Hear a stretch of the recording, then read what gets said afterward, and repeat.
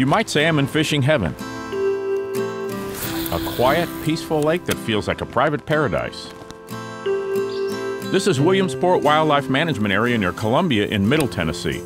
There are no big motors, no jet skis, no traffic. Just two friends going after some fish. Look how far down he's got it. There are lots of places to drive your boat around and do other kinds of outdoor recreation, but not at a state fishing lake.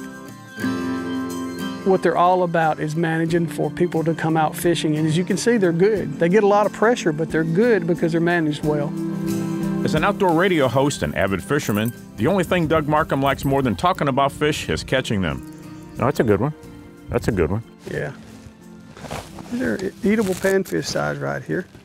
Today we're on Shellcracker, one of 4 fishing lakes at Williamsport, throwing little crappie tubes along the bank to see what happens. Twitch it and swim. What I'm trying to do is get that flash to come off the bait. I'd like to think we have a pretty good chance because this is a place where you're supposed to. A lake stocked and managed to produce lots of fish and big fish.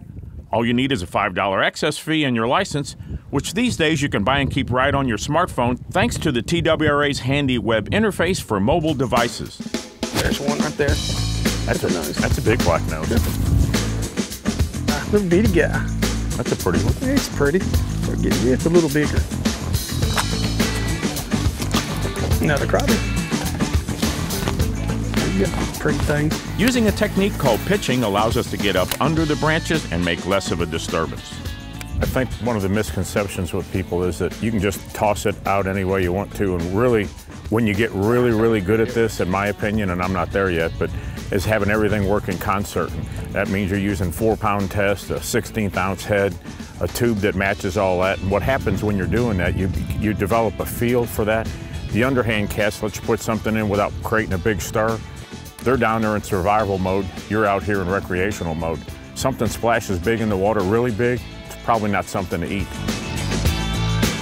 Just slow things down and throw a small bait. You'll catch more fish, not necessarily a large fish, but you'll catch more fish doing that. There he is right there. Just puts a nice little bend in her rod for a good average bluegill. That was a nice little bass. Did you see? It was a very nice bass. Yeah.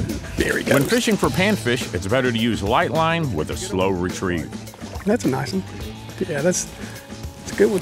I see a lot of folks come out to these lakes and they got these big round bobbers and they got 10 and 12 and 14-pound test line. If you're going to chase panfish, you need to come out here with 2-pound test or 4-pound test, no more than 6-pound test. Just a quiet presentation. That's a decent crappie. When they're real aggressive, you can get away with what I call the horizontal. You know, you're reeling something back to you. When they're really slow in a negative or neutral feeding mode, that vertical presentation, what Doug is doing, works out extremely well. We're fishing with the same baits, but doing something different with them. I was catching the crappie, he's catching the bluegill, so the bluegill are, right now, the bluell are in a negative, crappie are in a positive. Oh. There's a bass, he's got a bass on there. Yeah, it's a big bass, a pretty nice bass. At least want to get you 2-pound test up. That little hook and 2-pound test. When I pick up that big flipping tube, I'll show you how to do that. Even though these lakes are managed for large bass, and believe me, there are some big ones in here, you'll also find catfish and lots of panfish. It's the kind of place you can take the kids and probably catch something. You know, this crappie right here is right at 9 inches. By this fall, it'll be a 10-inch plus fish. By next spring, it certainly will be. And this lake seems to be full of them.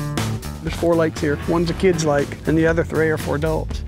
The kids' lake's for adults too if you take somebody under 16. Anyway, pretty fish. Whole nother reason to have kids right there. Even though Doug and I haven't landed any trophy fish today, we don't care. Just being on the water and catching fish makes for a good day. Now the other 2 would have swallowed him, but he's still fun.